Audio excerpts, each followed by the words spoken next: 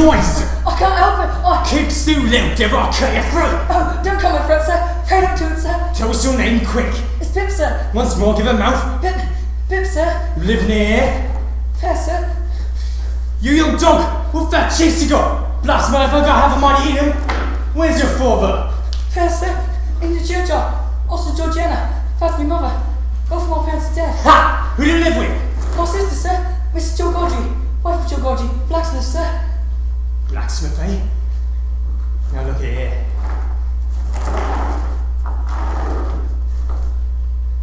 You know what a fire is? Yes, sir. You know what wheels is? Yes, sir. You get me a fire and get me wheels. You bring a boat to me! Oh, put me down, sir. Please put me down. I'll do anything you ask me. Just put me down. You better do as I ask, or cut your arm liver! If you don't let me keep my arm liver, sir, how will I be able to bring you food and fire? You bring me tomorrow morning that fire on wheels. You do it, and you never dare say one or dare to make a sign concerning you haven't seen as a person as me. And you shall be glad to live. You fail. And your arm liver shall be tore out, roasted and ate. Yes, sir. Remember, Ben is waiting for a boy to try to hide himself from me. A poor man at his door, may be warm in bed, may tuck himself up, may think himself comfortable and safe.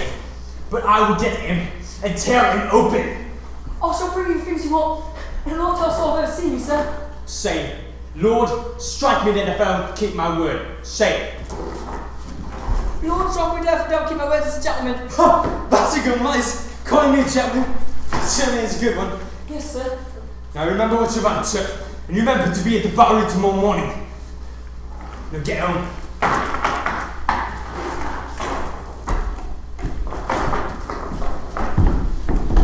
Not so fast, boy.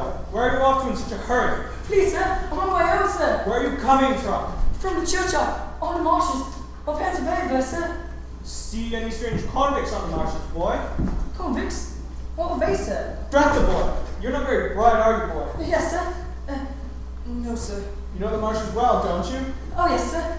My men and I are searching for some convicts that have escaped. I'm going around to my men, I'll need some help. You better come with me. But I have to go, sir. Mrs. Joe's waiting for me. She'll have to wait. You're coming with me. Stop loitering. Come with me, I tell you. That's what I'm aiming to do, Mrs. Joe. Keep it something from your eyes, Audrey. You don't know what Pip is, do you? I've already told you all I know about Pip, Mrs. Joe. I've no idea what the boy is. Might know you never be able to find the boy for me. Might know that whenever I want anything done, I always have to do it myself. Except when you married me. You couldn't do that by yourself, could you?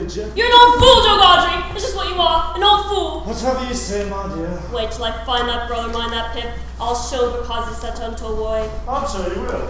I've been raising that boy ever since he was a few months old. I've had to bring him up all by myself. It's no wonder I get such awful pains in my heart. I'm sure that Pip means well, Mrs. Joe. He's hardly the type boy who calls you in worth and rested with him. Pip is a burden. That boy be the death of me yet. Whatever you say, my dear. You're an old fool, Joe Audrey. I made a fool, that's what I did. It's too late to do anything about that now. What are you sitting here for? Get along, try to find Pip for me. Didn't you hear what I said? On your way, look for the boy. Well, where would you advise me to look? Where would I advise you to look indeed? If I knew what Pip was, I'd go to myself, instead of sending a stupid old goat like you Now, to. my dear Mrs. Joe, it's very bad for you if you're flying off the handle this way. If you ain't careful, you'll be having one of your epileptic fits. I'll fit you. While you're warning me, there's no time what might happen to Pip. What could happen to the boy? Pip knows every inch of these marshes. He was raised on them, weren't he? If you ask me, you're just making a mountain out of a molehill. So I'm making a mountain out of molehill, am I? So you are, Mrs. Joe. Mind you now, I meant to say, if I thought anything went wrong with the boy, I'd be more upset than you. We are great friends, Pip and me. What larks have we had together? What larks? Will you stop your babbling? Help me find the boy, or I'll go out of my mind completely, I say. You have to excuse me now, sir. I must get out in a hurry. Well, here comes Pip now. So here you are. Haven't forgotten you had the old Pip. Be careful what you say, Pip. Mrs. Joe's on the rampage affair this time. And why wouldn't I be on the rampage? Haven't I enough to bear in a shiftless husband like mine, though you adding all this frightened worry? I'm sorry for causing you to worry, Mrs. Joe. I went to get home earlier. Really, I did.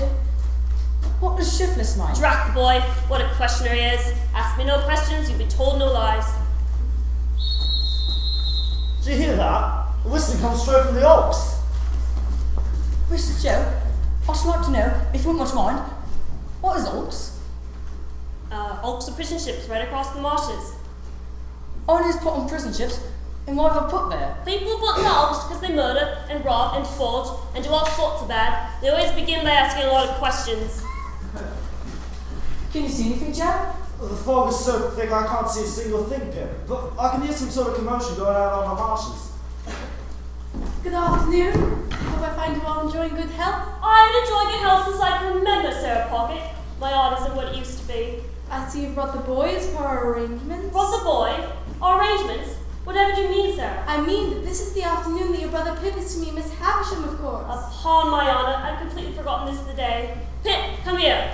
Where is it, Mr. Joe? You know whose gone this is, don't you? This is the gone of a lady who hasn't left the room in ever so many years. I forget her name, but she's the only crazy woman around here. The bare idea! The lady's name is Miss Havisham, and she may be a little bit eccentric, but she's no more crazy than your eye. She's not. But then... Hold your tongue, Pip! I don't know where you pick such a lot of idle gossip, I'm sure. Let the boy talk, Mr. Joe. Better for us to hear what he has to say than for him to blurt it in front of Miss Havisham. Whoever told you that the lady who lives here is crazy, Pip? What? Mr. Joe did? No! Stop your noise this instant! Really, Mrs. Joe, just because Miss Havisham prefers to live in seclusion and keeps her house barricaded against robbers, it doesn't follow that she's out of her mind. I agree with you thoroughly, Sarah. Let's see if I didn't think the lady in question was in complete control of her faculties. But I allowed Pip to go and play there. What's this about Pip going to Miss Havisham's to play? That's all there is to it. Pip goes to play Miss Havisham's today. I don't want to hear a word about it from you pro-conjugal Gaudry. But I can't help wondering how Miss Havisham came to know her, Pip. Fool! Who said she knew him? Which individual just so obvious who wants Pip to come to play? I meant to say... It so happens that I'm one of Miss Havisham's tenants, and I have to go there to pay rent. When she told me she was desirous of having a boy come there to play, I suggested Pip immediately. Well put. Prettily pointed. Good indeed. Now, Joe Gaudry, you know the case. Would I be making too bold were I to ask why Pip should obey Miss Havisham's strange request and go there to play? Why? Why indeed? There's no fool like an old fool. Miss Havisham is a very wealthy lady, as everyone knows. Were she to take a fancy to Pip, his fortune would be made. Did you hear that? If Miss Havisham gets to like our Pip real well, she might present him with a valuable property. Or she may choose to favour the boy with a handsome premium that would start him on the road to wealth and security. Miss Sarah, have you any ideas why Miss Havisham wants boy to come to us to play? It's because of her niece, Estella, who's an orphan like you, Pip. She gets lonely in that big house and longs for some playmates of her own age. But in that case, I'd like to ask you why... Drat the boy, Ian his questions. Now mind you are to remember your manners at all times and be sure you make a favourable impression on Miss Havisham and her young niece. Very well, Mrs. Joe. I'll do my best, for your sake. But much rather not have to go. Perhaps it won't be as bad as expected to be, Pip, old chap. You better do as Mrs. Joe tells you. She might go off on another one of her rampages. You have to tell me everything that goes on inside Mrs. Havisham's house while you're playing there. What locks, eh, Pip? What locks? Come on. Didn't you see two convicts who came this way a few minutes ago? We ain't seen nobody, sir. Who are you and what's your name? I'm Joe Gaudry, the blacksmith, at your service, Sergeant. A blacksmith, eh? We need a blacksmith to prepare some handcuffs. Come along with me and I'll put you to work. The bare idea of my husband wandering away from me like this. Wait for me, Joe Gaudry. Wait for me, dear. I'd best be getting on home. Miss Havisham is waiting to receive the boy, Miss Sarah. He is here, Stella. Go with this young lady. She'll take you to Miss Havisham. What's your name, boy? Oh, is Pip, miss? Pip? Pip what? Just Pip, miss. Why, you're a common labouring boy. What do you play, boy? Nothing but begging my neighbour, miss. What coarse hands you have, and so grimy. Don't you know enough to remove your hat in the company of a lady, boy? Sorry, miss. And well you might be. I've never seen such a strange boy. So I made you cry, have I? Miss Havisham must be told about this. Will cause her no end of delight. I'm not crying, miss. Don't lie to me, boy. I think you know tears when I see them. I've never seen anybody as backward and ignorant as you are, boy.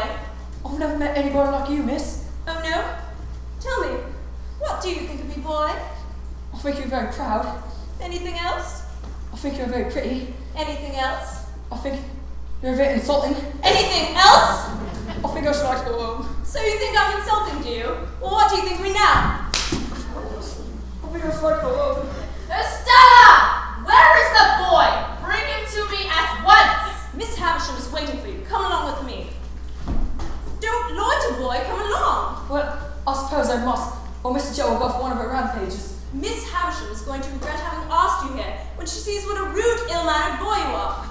Mind you now, look sharp and keep your eyes open. Keep my eyes open, miss. If you don't, you won't be able to see anything, boy.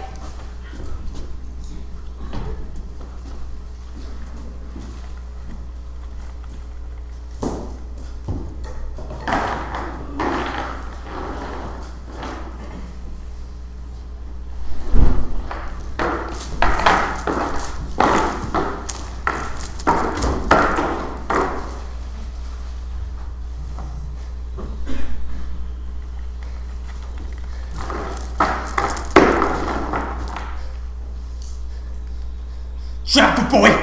You'll be in the house girl!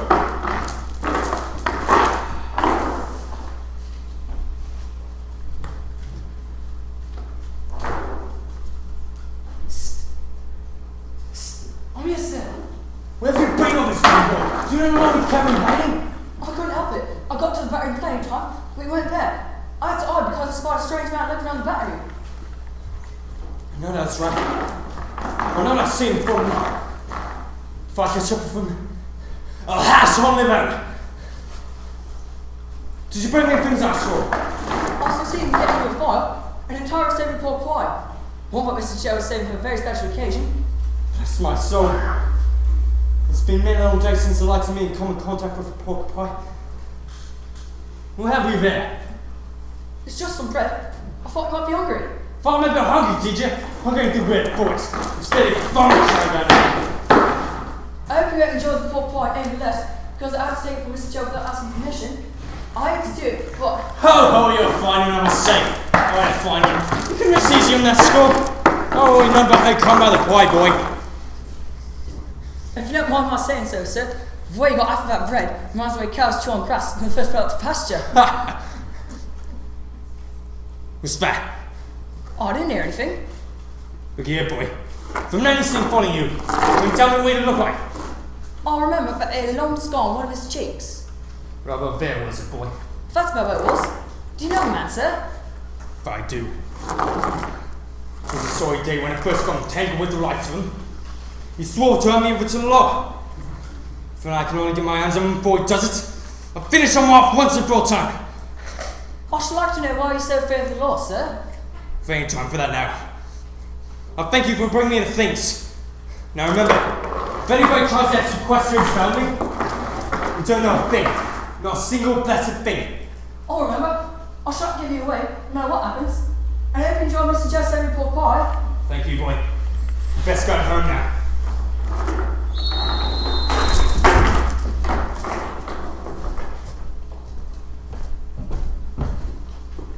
Hello there, young fellow. Hello. What do you mean by prowling about here? I'm not prowling. I don't like your looks. Come and fight. Stop a minute, though. I ought to give you a reason for fighting, too. There it is. I don't know you. Who are you? This is my way of telling you. Are you ready to fight now?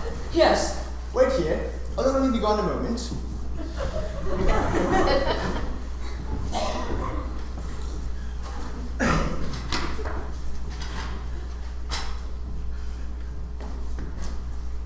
Are you sure we have to go through with this fight?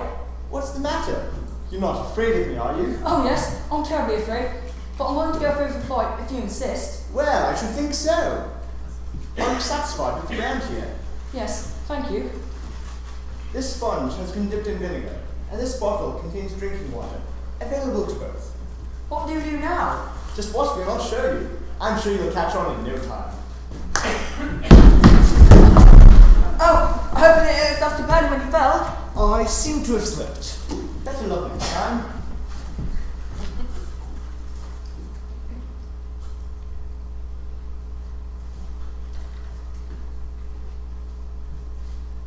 Ready? Ready.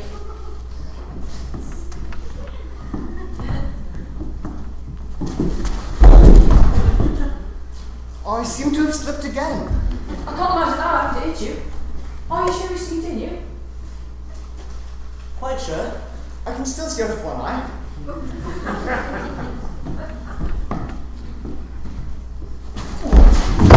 Oh, very early this time.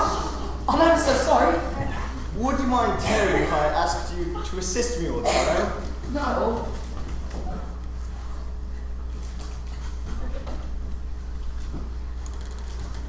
This means that you have won. Is there anything I can do to help you? No, thank you. It was nice meeting you. Nice meeting you. The same to you.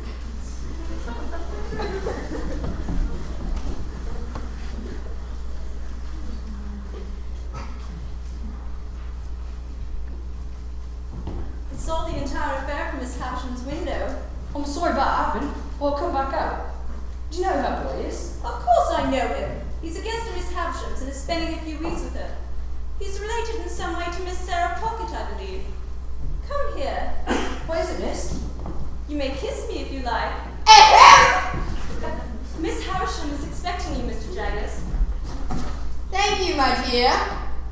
Whom have we here? A boy. Boy in the neighborhood, eh? Yes, sir. How do you come here? Only because of Mrs. Joe. Miss Ashton sent for me, sir. Well, behave yourself. I'm pretty large experience with boys. You're a bad set of fellas. Behave yourself!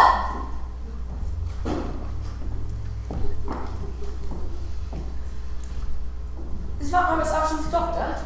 Miss Havisham doesn't have a doctor, silly. The man you just saw is Mr. Jaggers. He's a lawyer, come all the way from London. Well, do you still think that I'm pretty, boy? Oh, yes. I think you're very pretty. What else do you think about me? You're not as insulting as you were yesterday. Not as insulting. No, miss. Now you poor little monster, what do you think of me now? I think you're very wonderful. Oh, you do, you little wretch! Why don't you cry again?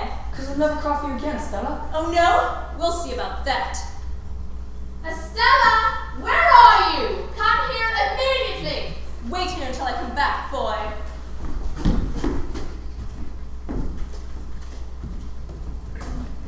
Pip! What is it, Joe? It's Mrs. Joe, that's what it is. This is now go straight to it, Pip. Mrs. Joe is off another one of her rampages. Oh, no, one of her rampages. This is one of the very worst rampages she's ever had. Apparently she's missing some victuals, including a savoury pork pie that she's set to heat the store by. Where's Mr. Joe now? You ain't got the pie, have you, Pip? No, I haven't got it, Joe. You know, it's funny the way his sister is given to government. Given to government, Joe? Aye, given to government. What you meant to say, the government to you and myself. Joe Baldwin, how can you be so gleeful when I'm grieving so? I'll sell you for this. Pip, what do you mean by wandering away from home? Will it tell me where you're going? Pip ain't no convict, Mrs. Joe. There ain't no reason he has to be walked so careful. Oh, the right ain't there. Just remember this, young man. When you're wandering around the marshes, if you get your head blown to bits by a musket, don't bring it back to me and expect me to put it together again. We can take care of ourselves, can't we, Pip? We've had a great many larks and look forward to having a great many more. Get along, Owen, you and your larks. They must be rounding up on convicts that escaped. Now I mean to see that you don't get away this time. Stand guard, you men! Don't let another prisoner steal a march on you! I'm sorry they're having such trouble. Perhaps they'll all be leaning with you. He'll swing in Newgate to it all. We've got the other convict issue as this man tried to murder him. He's a liar! He's a liar born and dying out! You'll die together, you and the other prisoner, gone with the Scottish chief. If not for him, you might have gotten away. He led us right to where you were hiding. Snake. The little snake. It's been the cause of my downfall. Now be the cause of my death. How did you make your escape from prison? Who helped you? I've got nothing to say about my escape. But I'm going to stay for stones and wheels in a house in the village, a house in the back of Blacksmith shop. So that's what became my savoury pork pie. So what to say, eh, you pie man? Man can't starve, you know. Lord knows that you're welcome to the pie, as far as it's ever mind. We don't know what you've done, but we can't have you starve for it, you poor fellow miserable creature. Can us be? I'm gonna put you on the hulks myself. Give way, you men! Clear the road! I wish there was something I could do for you, sir. Don't worry about me, boy. I'll be alright. You'll be alright, I can promise you that. Your worries are all over. Let this be a lesson to both of you, especially to you, Pip. I have to tell you the truth, Mrs. Joe. I hope for opportunity to encounter me when I tell you I'll take your food and give it to the poor convict. You deliberately stole my pork pie and handed it over to the dreadful creature. No doubt your guardian put you up to it. No doubt. What'd you go and tell her that for, Pip? I've been blessed you ain't stole off another one of her rampages. Rampages? How dare you? Why on earth? Put me down to robbery! Put me down this instant!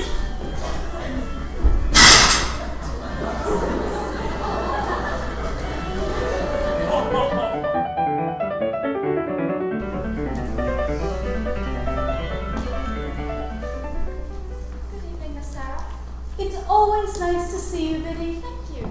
Would you care to sit a while, Biddy? Thank you, no. I'm on my way to the churchyard to join Mr. Pip and Mr. Joe. Ah, yes. It was just a year ago today that Mr. Joe passed on, if I recall correctly. Just a year ago today. She was a good woman, Mrs. Joe. For all of her tantrums and going on rampages. She was a fine sister to Mr. Pip and a devoted wife to Mr. Joe. Well, all I can say is that both Pip and Joe Godfrey were mighty lucky that you agreed to come down here and look after their needs. How long have you been here now, Biddy? About 4 months. But the time has flown by so that it seems to me I described yesterday. Aye, time always goes by hastily when the body is occupied. You've had your hands full getting that garden household put in order, I dare say. I have to admit that things were at 6s and 7s on the day that I took over. But we've managed to run things fairly smooth by now. You mean you've had to do all the work by yourself? A lot of men know about keeping house in shape and putting it to rights. Tell me, my dear, do you like it here? Oh, yes, indeed. I love the country of my new post as housekeeper for Mr. Pip and Mr. Joe. One can see just by looking at you that you're in love, all right? It's that Joe Gargery, isn't it? Why, Miss Sarah? You'll have to excuse me. I was just thinking out loud. Has Pip confided in you about his blighted romance? You mean Mrs. Stella? That's what I mean. Oh, yes. Mr. Pip mentions her often. He's told me all about her. He spends a great deal of his time mooning around this garden. A lot of good that'll do when Stella from France, where Miss Havisham has sent her to be educated. I'm certain that Mr. Pip's admiration for Mrs. Stella is very warm and sincere. No good will come of it, mark my words. The girl only break poor Pip's heart, just as Miss Havisham meant her to do. Where's Mr. Pip now? Good evening, Biddy. Miss Sarah. Sarah! Sarah!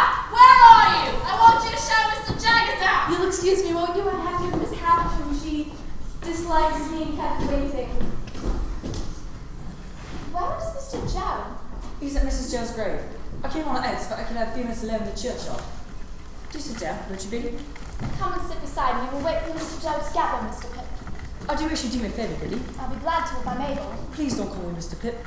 Pip felt the Mr. is ever so much friendlier. Very well. From this time on, it shall be just Pip. Every time I approach she's gone, I think of Estella. I wonder how she's getting on.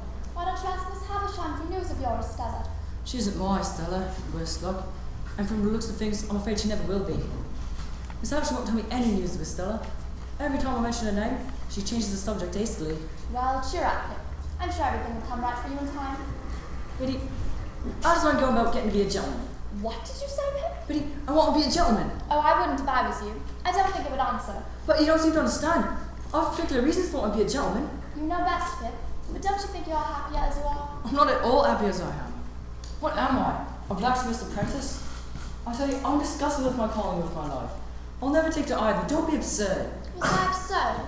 I'm sorry, I didn't mean to be. I only wanted to do well and be comfortable. I'll never be happy or comfortable with Stella. I'll never be good enough for her either. Will I be good enough for you, Biddy? Of course you would. That proves that you're not of particular. Why, Pip, what's a thing to say? I didn't mean that exactly the way it sounded. Just look at me, what do you see? A common labourer without any manners, ignorant and ungainly. Man's a coarse. That's my face. Well, I have a face for scarecrow and good circumstances. Listen to the boy go on. I must say that's a fine way to talk about the only face you'll ever have. I know. It's true enough that's the only face I'll ever have. That's what makes it so discouraging. Is Mr. Joe now? Madam, can you direct me to the blacksmith shop? Did I hear you say something about the blacksmith shop, sir? You did, if you were listening. What about it? There's just this about it. I would be Joe Gargery, the blacksmith. In that case, you've an apprentice commonly known as Pip, is that right? Right as rain, sir. This is Pip. So, you're the young man I want to see. You know who I am? You're Miss Allison's lawyer, and you come from London. Jaggers is the name. I'm pretty well known in London. I have an unusual business to transact with you, and I commence by explaining that it is not of my originating. My advice has been asked. I should not have been here. What I have to do, I do as a confidential agent of another. I do no less, No more. I'm afraid I don't understand about this business you have with me, sir. How could you be expected to understand it when you haven't heard what it is? Sit down, both of you men. There's so much to do at the house. If you'll excuse me, I'll get along home. I bid you good day, madame. Now, Joseph Gaudry, I am the bearer of an offer to relieve you of this young fellow, your apprentice. Would you object to cancel his indentures at his request and for his good? Would you want anything? Do you want anything? Lord forbid I should want anything for not standing in Pip's way. Lord forbidding is pious, not to the purpose. The question is, would you want anything? Do you want anything? The answer is no. Very well. Recollect the admission you've just made and don't try to get away from it. Who's gonna try? Now return to this young fellow who is known as Pip. And the communication I've got to make is that he has got great expectations. Oh, are you serious, sir? I've never been more serious, Mr. Pip. I've been instructed to communicate to you that you will come into a handsome property. Further, that it is the desire of the current possessor of that property that you be immediately removed from your current sphere of life and from this place and be brought up as a gentleman. In a word, as a young fellow of great expectations. I don't know what to say. Better let me do the same while you listen.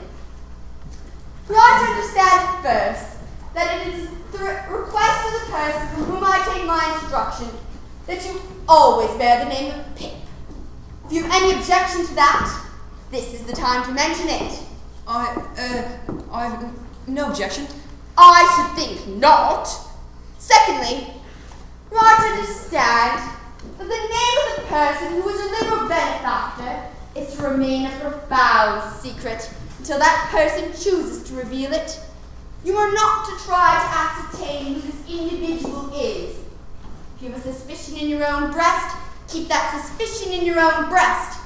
The person is from the person from whom you derive your expectations, and that secret is solely held by that person, and by me. If you have any objection to this, this is the time to mention it. Speak out! No objection. I should think not. You must know that although I use the term expectations more than once, you are not endowed with expectations only. There is already lodged in my hands a sum of money amply sufficient to your suitable education and maintenance. You ought to consider me your guardian. No objection. That is... Thank you kindly, sir. No thanks are due me. I am paid for my services or I shouldn't render them. It is considered that you must come to London to live or you will enter upon a course of studies. I'm to live in London? That is what I always long for. Never mind what you have always longed for. Keep to the record. If you long for it now, that's enough. Is it considered that you must come to London and be placed at once under some proper tutor? Is that it? That's it. Good. Now, your inclinations are to be consulted. I don't think that is wise, mind, but it's my trust. Have you a special tutor you'd like to study with, or do you wish me to select one for you? If you don't mind, sir, I'd like to have you choose a tutor for me. Good. When can you come to London? Why, I suppose I can come directly. First, you should need some new clothes. And they should not be working clothes. Say this day a week. You want some money? I'll drop by the house in the morning and leave you 20 guineas. 20 guineas? It was definitely understood that you wanted nothing for yourself, remember? It were understood. It's all understood. Shall never be similar call. Thank you, Joe. Mr. Pip, I'll leave you my printed address along with the money. You can take a hackney coach to the stagecoach office in London and come straight to me. Understand that I express no opinion one way or other on the trust that I undertake, and I am paid for undertaking it. Understand that, finally! Understand that!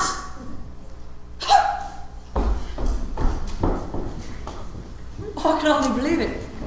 I'm to go to London and so become a gentleman. I'm at a complete loss for words. And to think, but I am Margaret Fortune Miss Havisham. Miss Havisham? You mean she's the one Who else could it be? Mr. Jaggers is Miss Havisham's lawyer, isn't he? Well, so he is. You don't wonder why he's so amazed. Amazed is only the word. I'm incredible. Oh, that's what I am. I'm incredible. Never forget what that lawyer called you, Pip. A man of great expectations.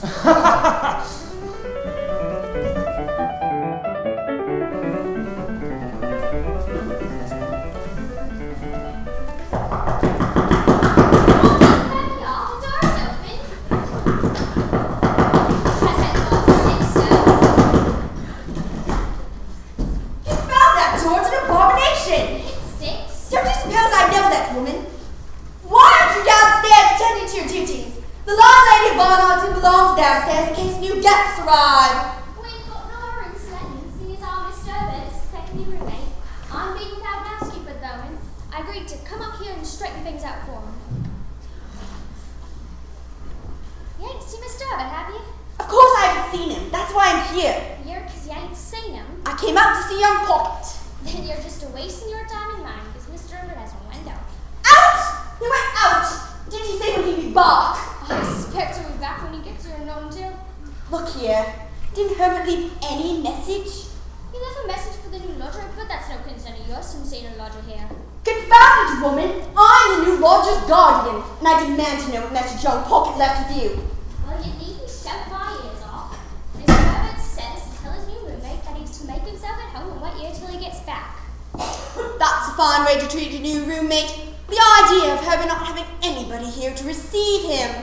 Nobody here? I'm here, ain't I? Don't you consider me nobody? I'll leave you to figure that out for yourself.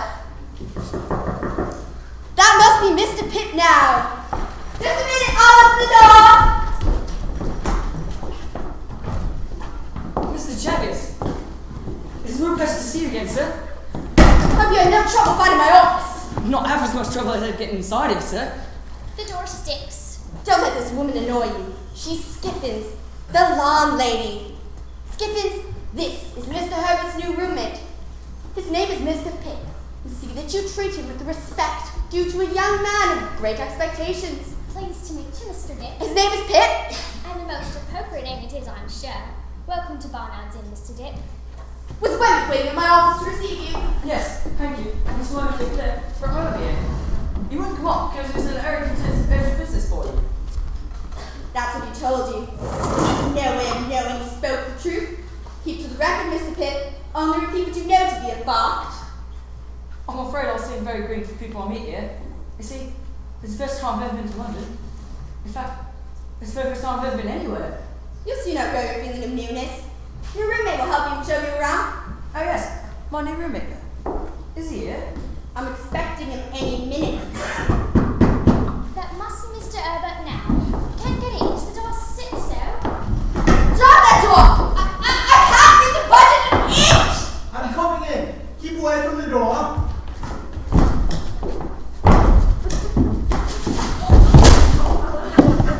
Well, burn me twice over. I seem to be going nowhere in a hurry. The door sticks. Woman, if you so much as mention that, blast the door again! I swear to heaven there'll be one less female to plague the world! You must admit that I made a hasty entrance. In fact, you might have reason to accuse me of being a trifle uncertain right now. This is Mr. Pip who has come to lodge with you. It's good of you to have me here with you. You mean you'll be a blessing to my depleted pocketbook? Sorry I wasn't on hand when you got here. I thought you might like a bit of fruit, so I went to Covent Garden Market to get it good. I'm sure that we shall get on very well together. I dare say we shan't fight. Fight? That's it. Now I know where you and I met for the first time. I beg your pardon? Don't you remember me? It was when Miss Havisham's gone, all 6 years ago. Why, you're the prowling young boy. I thought it's being you. God, it was being you. I do hope you don't bear any grudge against me for having knocked you out so completely. Of course not. I dare say, had it come to me. Had I known then that you might someday come to live with me, I might not have trounced you so badly. Have you really recovered from all the injuries I inflicted on you? I'll leave you two to your own devices and get back to my office. Since I keep the cash, you shall most likely meet pretty often. I hope you always remember to keep to the record, Mr. Pitt. I've been to bed. Good day. Sit down, won't you? I need to remind you that this is your home now, and you must always feel free to do whatever suits you best. No doubt you've heard of my good fortune, Mr. Pocket. Indeed I have. Look here, since we are to be together for what we hope will be a very long time, I should like to banish any needless restraint between us. Will you do me the favour to at once begin calling me by my Christian name, Herbert? Thank you. My Christian name is Philip, but everybody calls me Pip. Neither of those names suits you, as far as I'm concerned. Would you mind terribly if I called you Handel for a familiar name? I shan't mind it at all, but why Handel? I hear you were once apprenticed to a blacksmith. That's true, isn't it? Yes. Handel wrote a charming piece of music called The Harmonious Blacksmith. From now on, you shall be Handel to me. Fair enough. I can't tell you how glad I am to have found such a congenial roommate. Skiffins, bring the tea up in a hurry. The idea of Skiffins hurrying always amuses me. That really interests me. It's the first thing I know is going to enter this room. The subject would interest you even more than the picture. You shall meet her someday. And you know the lady in the painting? Indeed. She's a lady of great wealth. Her family are starving, and yet she's very dissatisfied. Shall I play straight as usual, Mr. Herbert? That's right, Skiffins. And the tea's in piping hot. You and I shall fight a duel come sundown. You mustn't mind him, sir. He ain't never learned to fight, and the only thing he can lick is a cream puff. Get thee gone, woman. I shall banish you forever from my kingdom. His only paid the cash only for you that. I hope you'll enjoy this meager repast. When you try the food here and long for some variety, I'll be only too happy to help to take you out to a fine restaurant. It being I stood in advance, then you shall pay for both of us. I'm sure that everything looks excellent, Herbert. Then why not start eating, Handel? Truth is, my term now is not what it should be. I'm hoping that you'd be kind enough to help me out with some suggestions. I'll appreciate it greatly, if you will. I'll be only too happy to help in any way I can. Better start in on these eggs in a hurry. The sword now, I'm certain they were on hand when Caesar tried to invade Britain. Very, very good to me. Just a minute, my dear Handel. What is it? I've run through the room already. I should like to point out that in London, it is not the custom to place the knife in one's mouth. There's always a chance that you might cut your mouth wide open. You mean, you don't ever eat with a knife yet? You use the fork instead. The fork? Haven't you ever tried using a fork when you eat? Oh yes. I tried using the fork once when I was eating soft boiled eggs. But the fork leaks, so I've got egg all over me. Don't let anything bother you, Handel. Just get on with your food and enjoy it. Did you see Miss Avsham before you left to come down here? I went to say goodbye to her yesterday. I don't suppose you tried to thank her for all she's doing for you. Indeed not. I'm not supposed to know who my benefactor is. About Miss Avsham. Is she as eccentric as ever? Even more so. How much of Miss Avsham's story do you know, Herbert? I know all of it. She was an only child and therefore a spoiled one. Her father was a very wealthy man. It is said that Miss Avsham was orphaned while very young. That's how she came to a fortune, isn't it? That was the way. When she reached a marriageable age, Miss Avsham was considered a great match. It was at this period in her life that she was introduced to a man who pursued her, professed to be devoted to her, and courted her in a showy manner. That must have been the man who proposed marriage to Miss Avsham, and she fell so in love with him that she accepted him and prepared for a large wedding. The very one. The man managed to get hold of a large part of the lady's fortune. The wedding day was planned, the wedding dresses were bought, the wedding tours planned out, the wedding guests were invited. The wedding day came, but not the bridegroom. He wrote a letter. Which she received while she was dressing for her marriage. I told her it's 9. At that hour and minute. That's why she stopped all of the clocks afterwards. Poor Miss Avsham, she went into a decline. And when she had recovered from a bad illness, she let her whole house waste recently. She's never since looked upon the light of day. And since the day that she was jilted by the one man she ever loved, she spent her time hating all men and wreaking vengeance upon them. What about Estella? Surely Miss Avsham's niece. Naturally. I've good reason to correct you about Estella's relationship to Miss Avsham. She's not the lady's niece, any more than you or I. She's not? Then? I'm positive that my statement concerning Estella is correct. Miss Avsham may have adopted Estella. That is all there is to their relationship. Estella adopted by Miss Avsham? But when? As to that, there's always been Miss Estella, since I first heard of Miss Avsham. Always been Miss Stella? What do you mean by that? Why, don't you know? Realizing that she's too old to break any male hearts herself, Miss Avsham busies herself with raising pretty young girls who will do the job for her. That was her sole reason for taking Stella in. I can't believe a word about my friend. Estella's everything that's fine and good and beautiful. Well, since you have such a high opinion of Estella, you'll be happy to know that she's expected here this very afternoon. My dear fellow, allow me to point out that one must never talk while the mouth is filled with food, as we're known to bring on disastrous results. Sorry? I found it. Where are you really just got Stella coming today? She needs somebody to escort her to the home of the people she's going to live with, so she's sure to be here. 2 young ladies from up to see you, Mr. Herbert.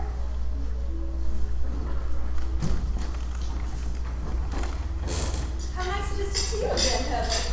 You're looking very well, Estelle. Apparently your long stay in France has agreed with you. You remember Clara Barley, don't you? How could I ever forget anyone so lovely? Stella, you haven't forgotten me, have you? Pip, why you are Pip, aren't you? Oh, Pip, all right. How you? I'm sorry, what were you about to say? It wasn't important. I must rather listen to you. Well, what I was about to say was, I didn't intend to ignore you. Just coming in the room with Clara just now, I just didn't see you. Never mind that. If you only knew how many times I've gone over all some of mine, have I looked forward to this meeting? Have you really? You look so different. I must say, you certainly have grown up, Pip. What direction could I have grown? Claire tells me that you are on your way to Richmond, where you are to make your home for the present. You are aware, I hope, that there are 2 Richmonds, one in Surrey and the other in Yorkshire. Mine's is Surrey, Richmond. The distance is 10 miles. Sorry that I can't take you out there, but I've just promised to take Claire to dinner. Yes, Mr. Herbert and I are going to dinner together. Isn't that just too lucky? I should be delighted to get a carriage and drive you to your own, Stella. Thank you.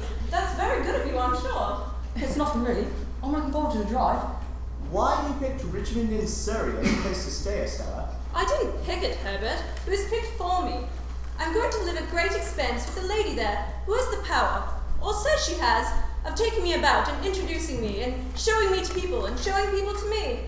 By people, Estella means men. Some girls have all the luck. Now you take me. I've already said I'd take you to dinner. Oh, Mr. Herbert, you're so very daring.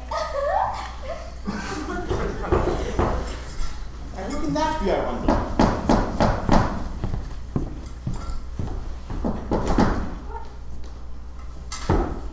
Bentley!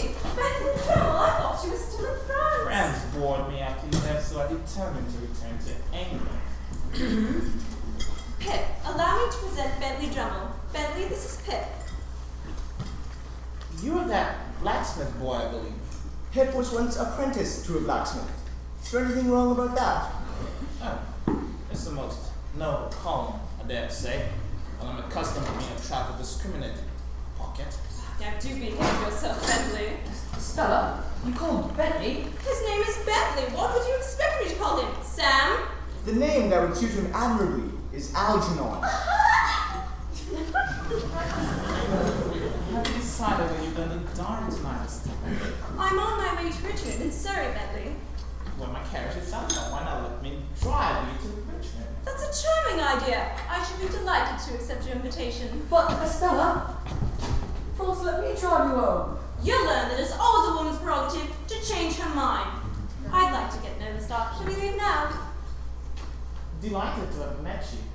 And rest assured that when one of my horses needs shoeing, I'll send them around to you.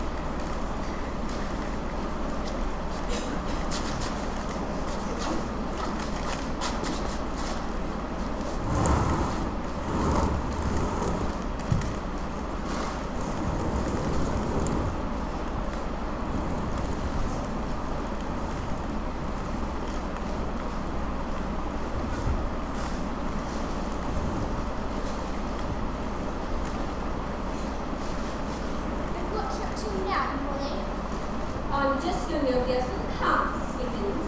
Bloodshade, never saw a minute, never been since you come here a few weeks ago. I was hired to be the housekeeper for young gentlemen who live here. That means I have to earn my keep. You're old enough to know that the less you do, the better off.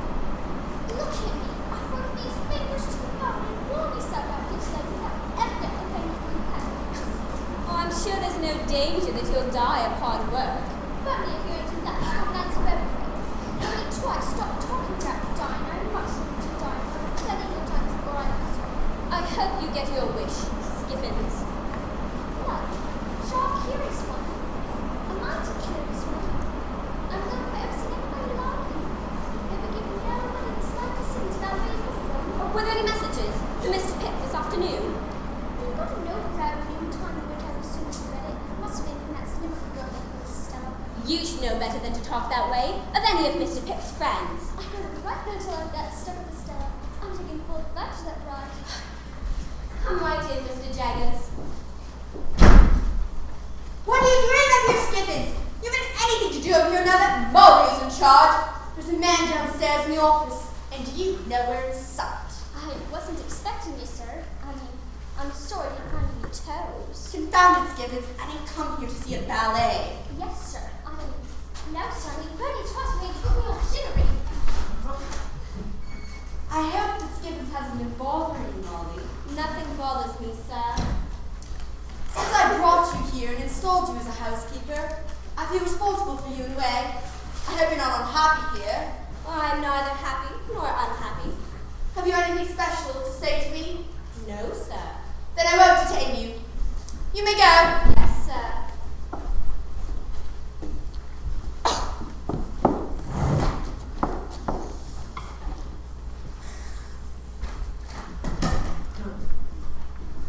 Good afternoon, Mr. Herbert. Why, Mr. Jaggers. Yes, it is a good afternoon. In fact, it is a very, very good afternoon. I've been walking in the park with a female companion. A female companion? A new one? Oh, she's new enough. She can't be more than an hour over 20. You seem to have a special fascination for females, Mr. Herbert. I know. That's why I'm always broken, out of funds.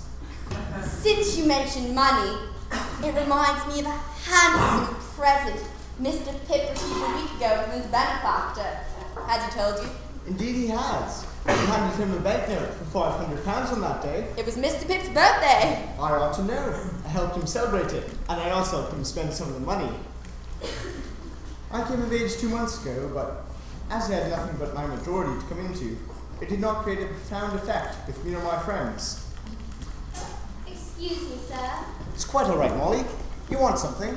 Please tell Mr. Pip that I've gone off to the market to get the things he asked for.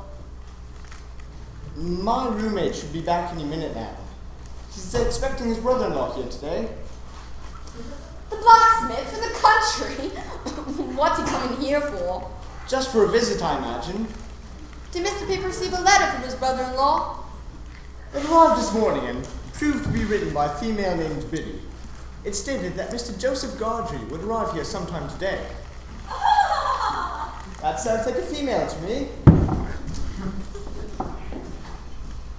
Come along, Bentley. I was right. It is a female. I've just come from your office, Mr. Jaggers. Mr. Wemmick said I would find you here. Do you wish to speak to me on matters of business? I've just returned from a visit with Miss Havisham, and she requested that I see you. Herbert? Herbert, are you home? He is Pip now.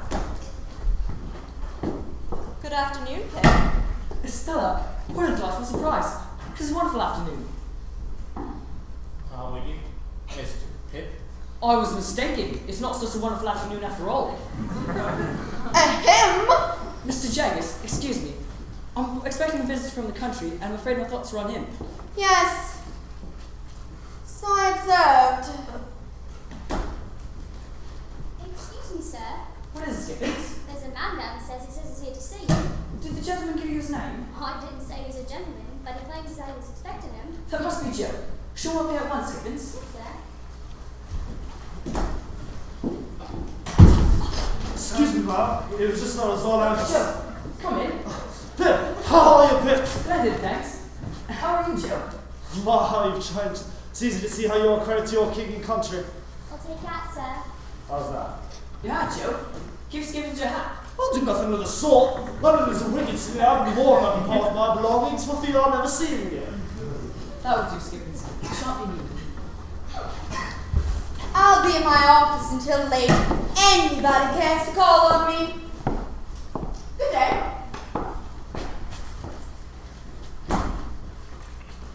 Joe, I watched you meet my roommate, Herbert Pocket. Your servant, sir. I've heard a great deal about you, and naturally I'm delighted to know you. Drat this hat. It's not a nuisance despite all the money it set me back. And how is Biddy, Joe? It's on account of it that I come to see you, sir. Now that I'm alone, and with you living in London and all, I decided to commit myself by asking Biddy to marry me. And what did Biddy say to that? You mean, what did she say when I proposed we get married? Naturally, that's what I meant. She said for female is always say, "Oh, this is so sudden!" Biddy's a fine woman, and she'll make an ideal wife. Congratulations, Joe. You'll be at a wedding, won't you, sir? Naturally, I'll be there. It'll make us both very proud and happy to have such a distinguished person as yourself at our wedding, sir. Joe, how can you call me sir? I want you to stop that nonsense right now. I'm sure Mr. Gardry would like to see the rest of our rooms. Come along. You won't go away, will you, sir? I mean, Pip. Of course not. You go with Herbert, and I'll be here when you come back.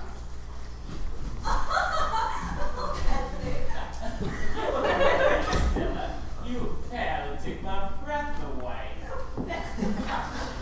Stella, will you step in here a moment? I'd like to be ready with you. In pride, babes.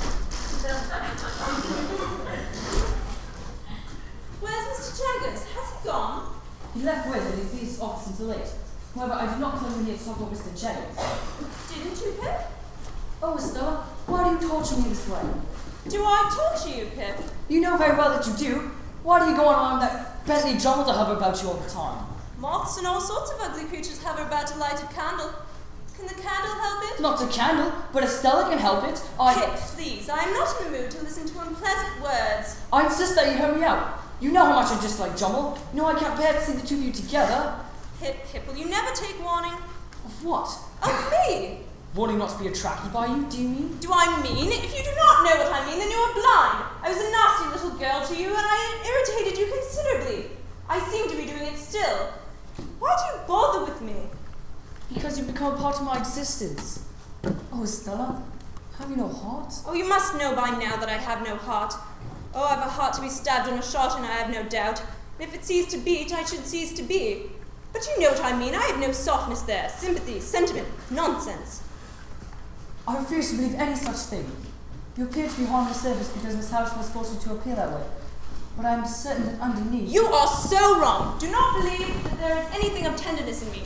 I have never possessed any such thing. I am as I am because I want to be. I'll never believe that of you, Stella.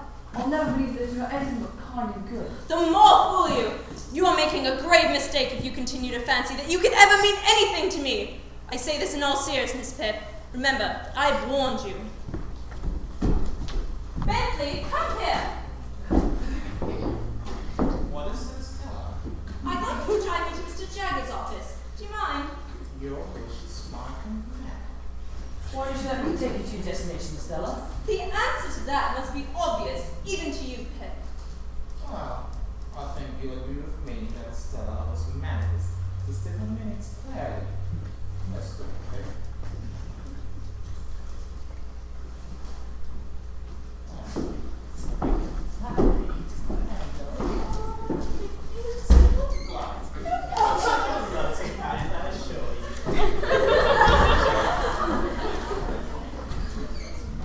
I've suddenly remembered the most important errand I must attend to.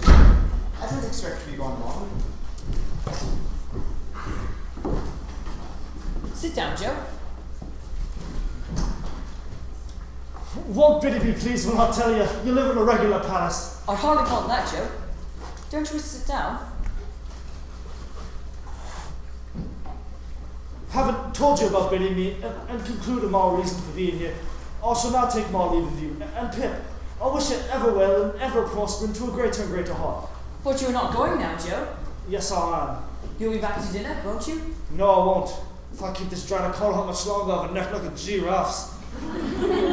If I've said anything to offend you this afternoon, I'm heartily sorry and ashamed of myself. Pip, if there's been any fault at all today, it's mine. I'm just as wrong here as I am in these clothes. I belong either at my forge, or on the marshes, or back at home. I'm sorry you feel this way, Joe. I'm just an awful dull fellow, Pip. But neither time nor tide can change what I feel for you. So God bless you, dear old Pip, old chap. God bless you. Thank you, Joe. Give my love to Biddy. And don't forget to tell her I'll be at your wedding. I'll tell her, all right. That's something we have to look forward to. What locks, eh, Pip? What locks?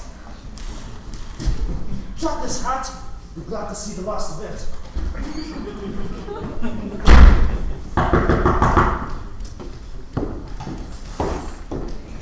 Come in, whoever you are.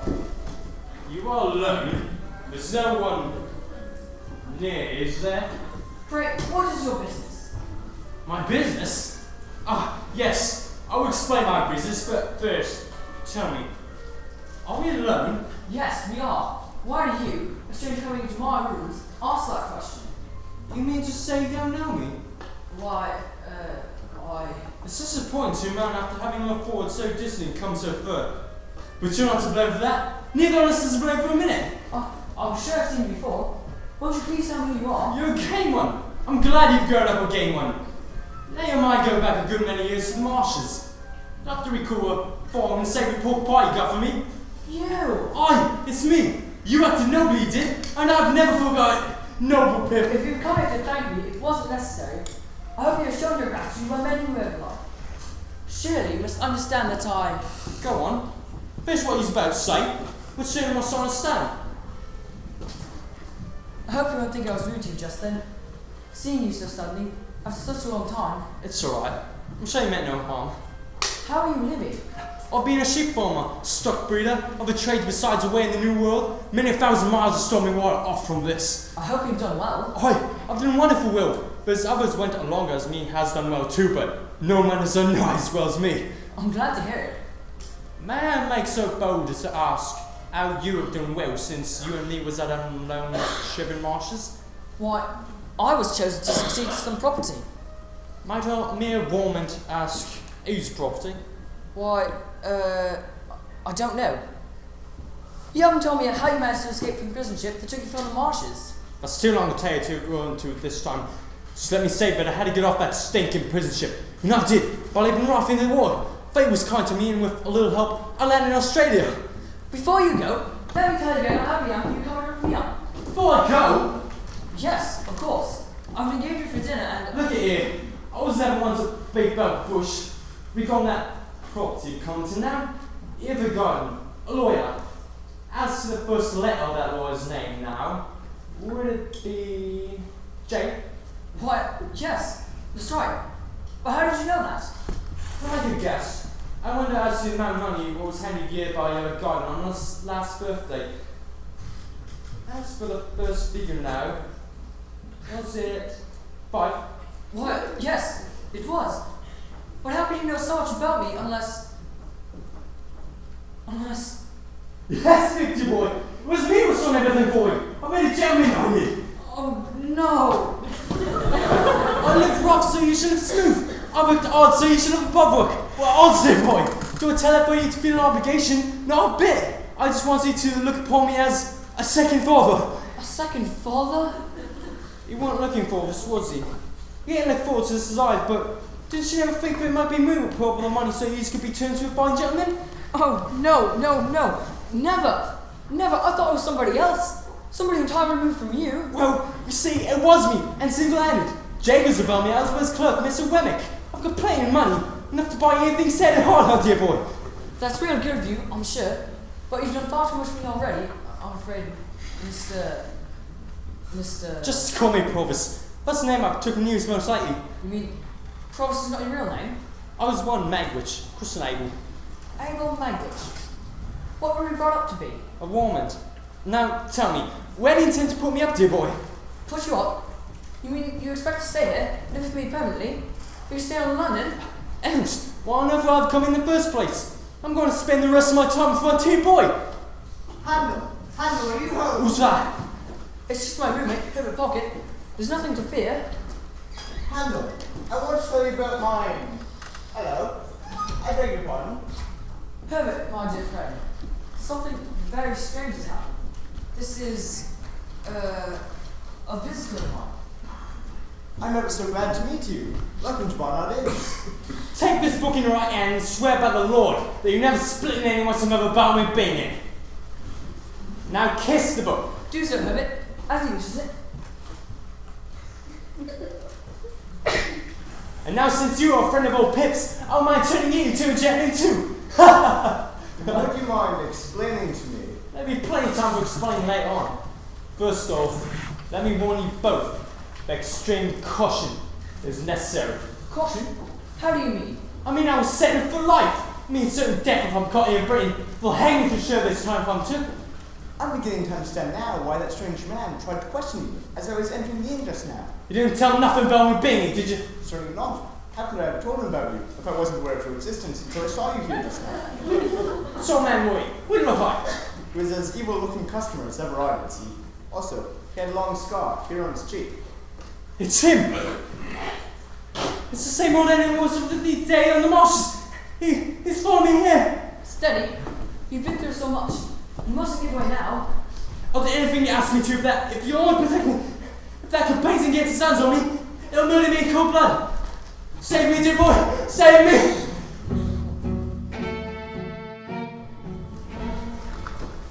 Perhaps you'll be good enough to tell me a reason for this visit, Trouble.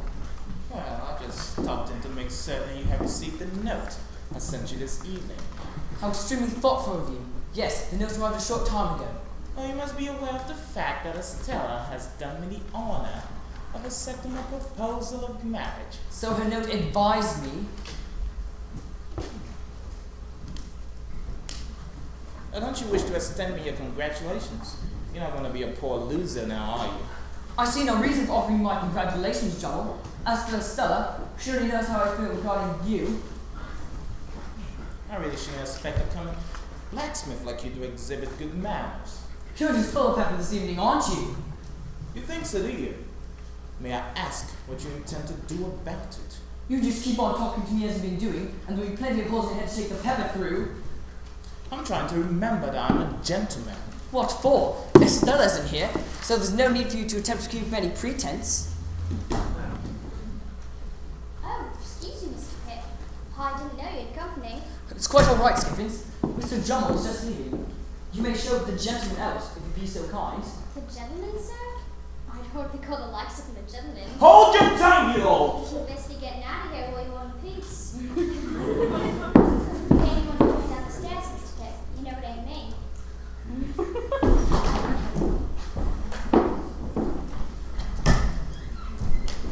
Herbert, I thought you were out.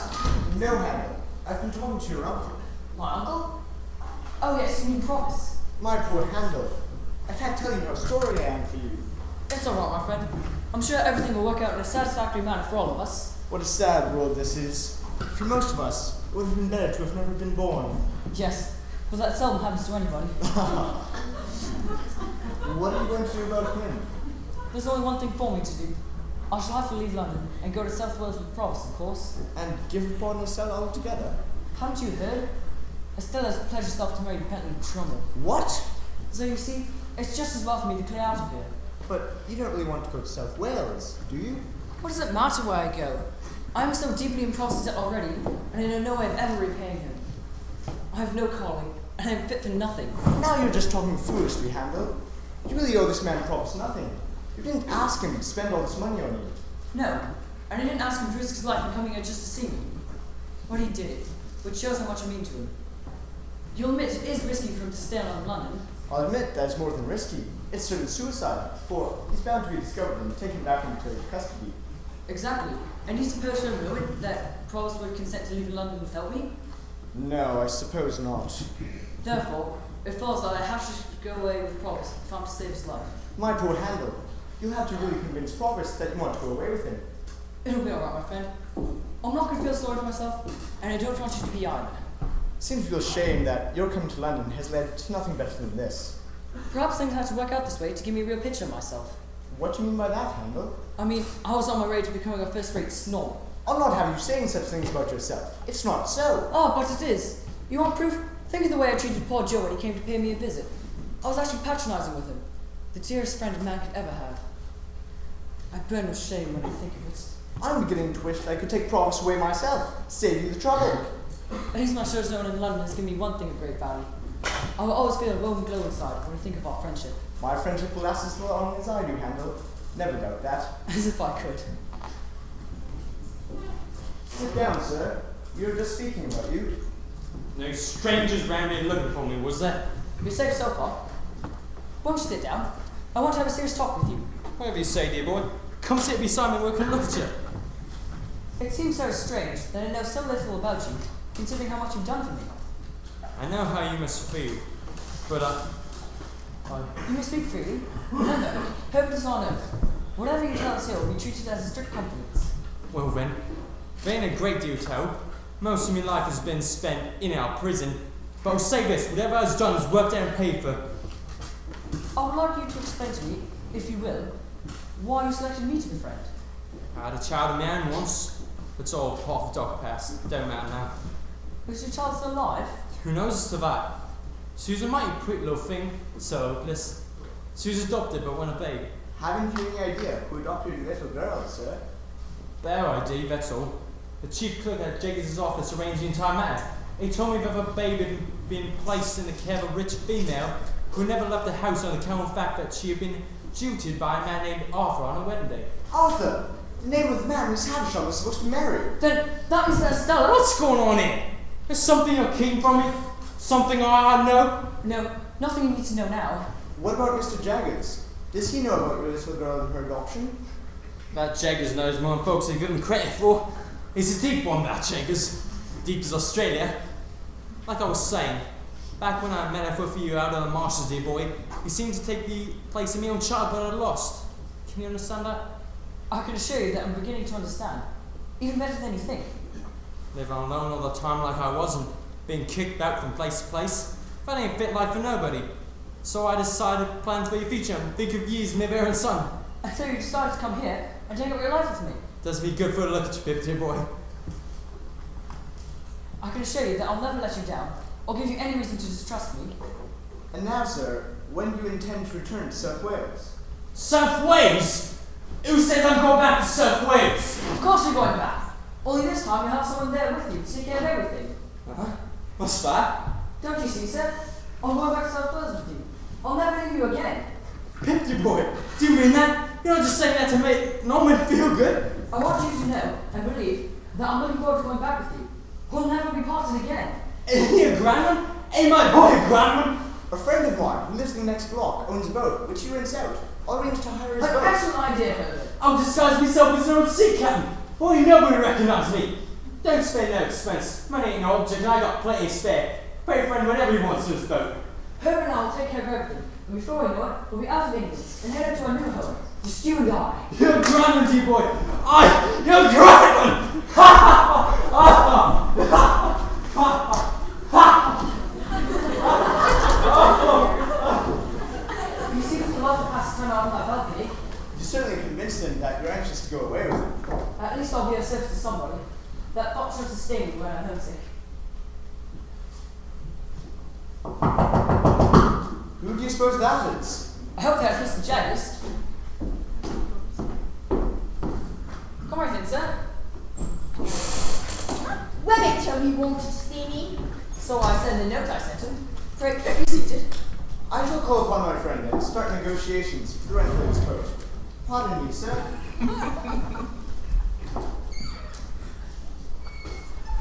You know why I've sent for you. For the first time in our relationship, let's be frank with one another. Now, Pip, be careful. Don't commit yourself.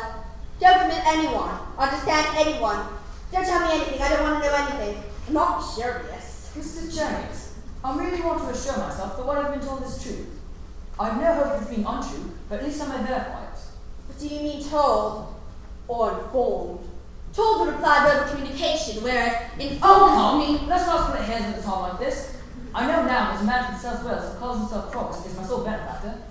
I always thought it was Miss Havisham. I'm not to be held responsible for what you thought you didn't think, Pip.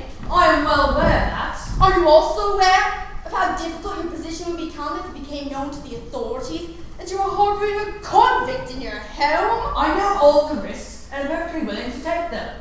In that case, as I have said before, and shall no doubt say again many a times, every person ought to know his own business best. Meaning what? Meaning that should said convict meet with sudden death on British soil, all of his money would go to his child, providing he had one. I'm not interested in the money. As for your mention of a child, I know that he has one. Do you mean that you know, or that you've been informed? I mean I know, because I heard it from his own lips. That was most unfortunate of him to mention that to you. But then, every man ought to know his own business best. I also have the truth that my benefactor's child is a girl, that she's alive, and that her name is Estella. Oh no, Cross couldn't have told you that. He doesn't know that Estella is a... I mean to it nothing, mind you, nothing at all. Clever as you are, you've given yourself away. Promise doesn't know that Estella's his daughter, or that his child is alive. Then how did you discover all that you know? By putting together several bits and pieces that came my way. Some from one source, some from another. I think you owe it to me to tell me who Estella's mother is. Pardon me, Mr. Pitt. It's quite a while, Molly. What is it? If you have no further need for me, I'm leaving for the evening. I've no further need for you, Molly. Here you go. Thank you, sir. You never suspected? Molly! That's why she was so startled when she spied Drosy today. That's why she's kept us away all day, taking good care not to come in contact with them. Bless my soul, what an excellent lawyer you'd have made, Pip. Molly is Estella's mother. Oh, how can you do such a thing? How can you take Estella away from her mother when she's just a baby and let her out for adoption? How can you do such a cruel thing? Sit down and listen to me! I'm waiting for your explanation, sir. Put the case this way, Pip. Mind, I admit nothing. Never mind that. Go on.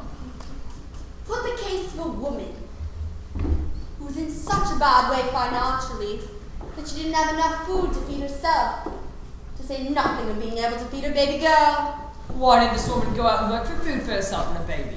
Put the case that the police were on the woman's trail, hunting everywhere for her, so they could subject her to hours of questioning concerning a crime her husband had committed.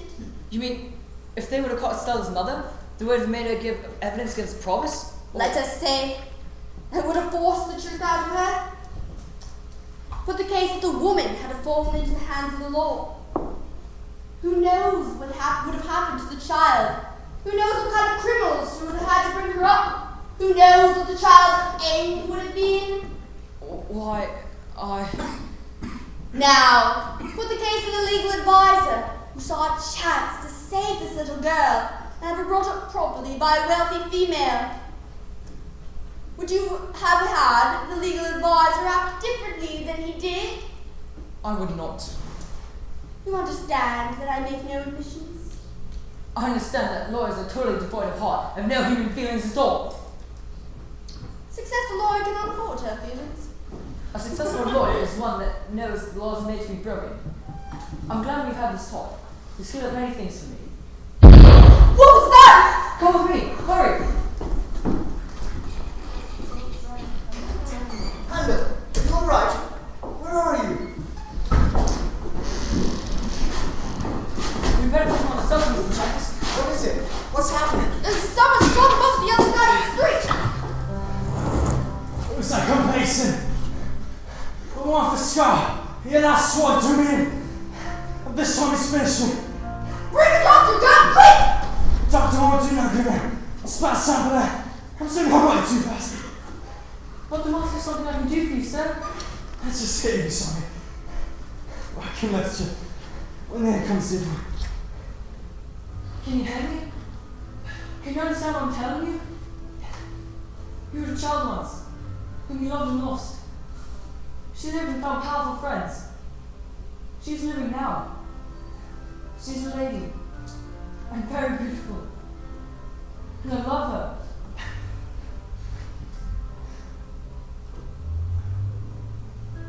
He's gone. Oh Lord, be merciful to her, a sinner.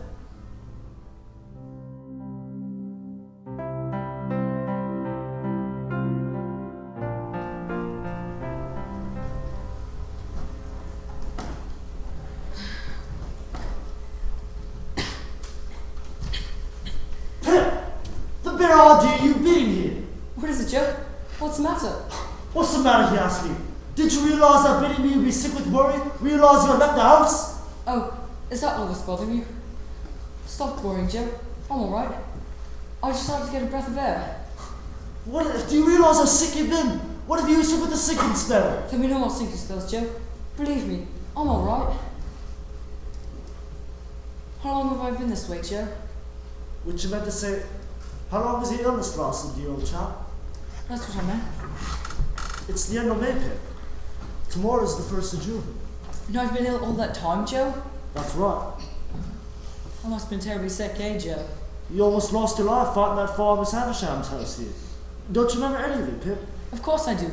After my benefactor passed on, I came here from London. I went to Miss Havisham's house thinking she might be able to give me some news of Estella. It was when you was leaving her house that the fire broke out, and you rushed back in and tried to save Miss Havisham's life. You mean that Miss Havisham never recovered from her burns? Is she dead, Joe? She's dead. And what the time we've had with ye, Pip, old chap. Your hands are burnt so bad that we Well, they're all right now.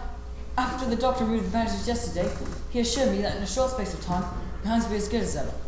So there's nothing for you to worry about, Joe. Who was worried? Not Joe Gaudry. Not to know that I never worried. It was Biddy who was doing all the worrying, but then, you know who and how females are. I know that you're a very lucky man to have Biddy for a wife. She's a perfect helpmate. How could she be otherwise, and I've been training her to be just that since the day I married her? Who's Biddy now? Pip, I was having my mind when we searched the house and couldn't find you. Why didn't you let us know you were going out? That's what I should have done.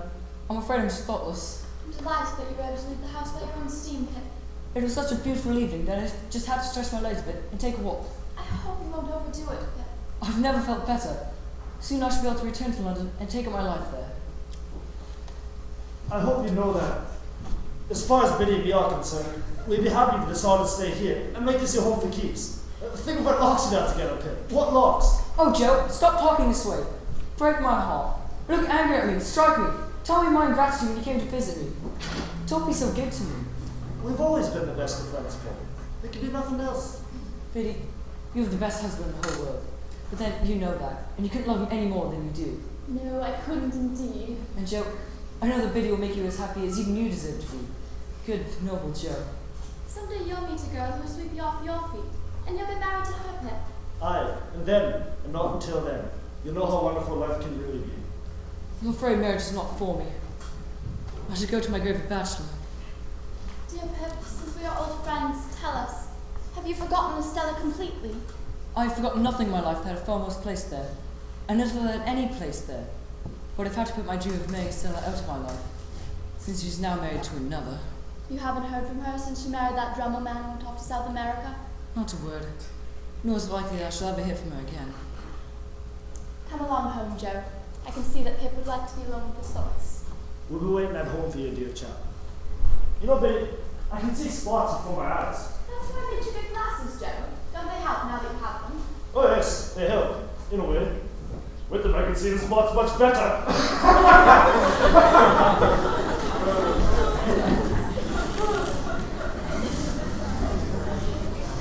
How can you do this to me, Miss Havisham? Where's Estella? Answer me, Miss Havisham. I entreat you to answer me.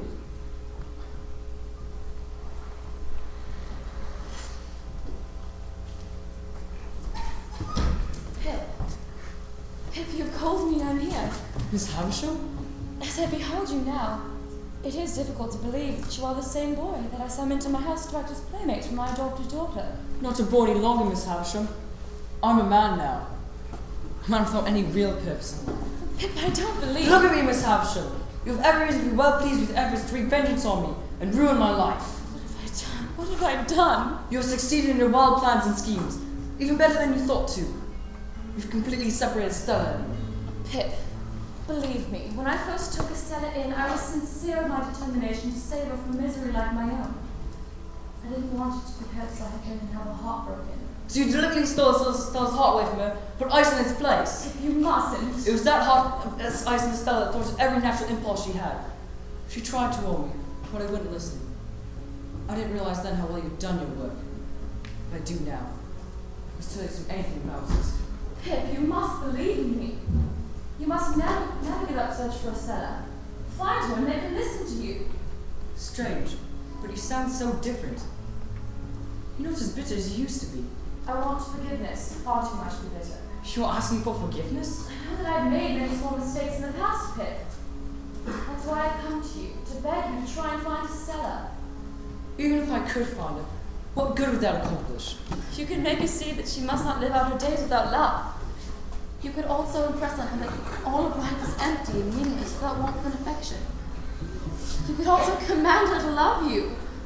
What makes you think I shall succeed with Estella this time, when you've always felt dismally in the past? That is where you made your greatest mistake, Pip. A woman does not yield to pleadings and entreaties. Oh no, she doesn't? Indeed, no. If you were to win Estella, you must command her to cast her lot with yours. Command her, and she will obey. But where will I go to find her? Why, I haven't the faintest idea where to look for her. There is a divine providence that looks after the affairs of young lovers. She is watching over the destinies of you and Estella. You think? That I shall see Estella once again? Anything is possible if you will just believe and have faith. I like to believe you. I want to believe you. Try to remember what I came here to tell you, Pip. You must not entreat Estella to accept you. You must command her.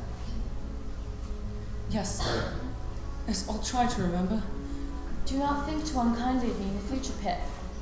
Have pity. Have mercy. Forgive.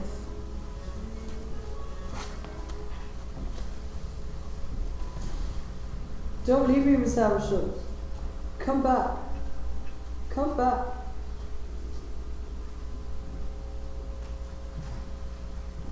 Here's Handel. Just where Joe and Biddy said we'd find him. I think he's asleep. Yes, he is asleep. Doesn't he look funny? I need you, Miss Havisham. I need you to help me. Come back. Come back. Handel, wake up. Wake up. Miss Havisham, please don't go away. Do I look like Miss Havisham to you? Herbert, what are you doing here? I've just come from Joe Gardry's house, looking for you. What's all this about Miss Havisham? I must have been dreaming. I thought I was talking to Miss Havisham. In that case, Handel, you weren't just dreaming. You were suffering a nightmare. Herbert, I can hardly believe my eyes. You didn't write me that you were coming to visit. I'm here too. Why, Claire, so you are. You knew and Herbert come down here from London together? No, of course not. Herbert came with me. You see, I'm not Clara Barley any longer. I'm Miss Herbert Pocket. What? Yes, I decided to bestow my name upon Clara. It's the only way I can make her happy. Oh, Mr. P, what will people think of me? I think that's wonderful that you're married. Congratulations. Why didn't you tell me that you were coming? I didn't know it myself. Mrs. P made her mind up for me all of a sudden. Oh, Mr. P, you say the funniest things. But why all this secrecy? Why didn't you advise me that you're going to be married? I didn't know it myself. What? I was all for waiting until some future date. Mrs. P wanted to be married at once, so we compromised by getting married that very day. Oh, Mr. P, you say the most intelligent things. You're so clever. I agree with you heartily, Mrs. P. I don't know how long I've been asleep here. I was dreaming I was talking to Miss Havisham, and it all seemed so very real. Did you talk to Estella in your dream, Handel? No, I didn't see Estella in my dream. Of course you didn't. How could you see Estella when she's in South America? I'm sure you understand that Mrs. P means well, Handel. Of course. I'm delighted that you're here. Both of you. You'll spend your honeymoon here? That's the general idea. We're hoping that you'll accompany us when we go back to London and make your home among us, Handel. That depends on many things. We'll discuss it later. Oh, please say that you'll come to live with us. Mr. P and I would love you to share a home with us. You see, Handel, Mrs. P is only just learning to cook, and she wants you to come live with us so that she can experiment on you. Don't forget, you promised to show me the marshes, Mr. P. I've never seen them, you know. Will you excuse us, Handel? Of course. I'll be at Joe's house when we return. Come along, Mrs. P. I hope we can stay out on the marshes for a long time. I just know that I'm going to love them. If you like them well enough, I might even consent to pushing you in. So agreeable, Mr. P. Thank you, Mrs. P.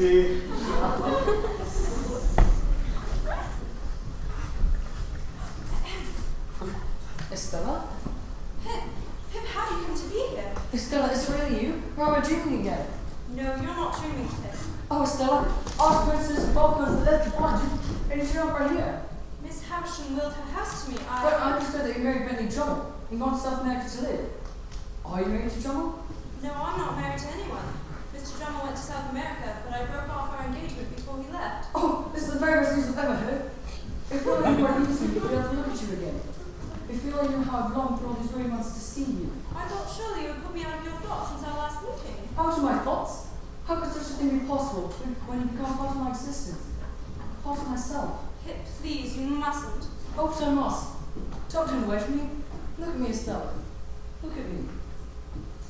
You've been in every line I've ever read since I first came here. The rough cornboy was poor-hearted wounded even then. Oh, I was so horrid to you, and I'm so sorry now. You've been in every prospect I've ever seen since I first saw you. On the river, on the sails of ships, on the marshes, in the clouds, in the light and the darkness, in the wind, in the sea, in the streets. Oh, how can I make you understand? You've been the embodiment of every graceful fancy my mind has ever become acquainted with. The stones which the strongest stone buildings are made are not more real, or more impossible to be displaced by your hands, than your presence and influence have been to me, there and everywhere, and always will be. Always will be, Pip. Estella, to the last hour of my life, you cannot choose but to remain part of my character, part of the little good in me, part of everything I cherish and adore. Pip, you're holding my hand in yours.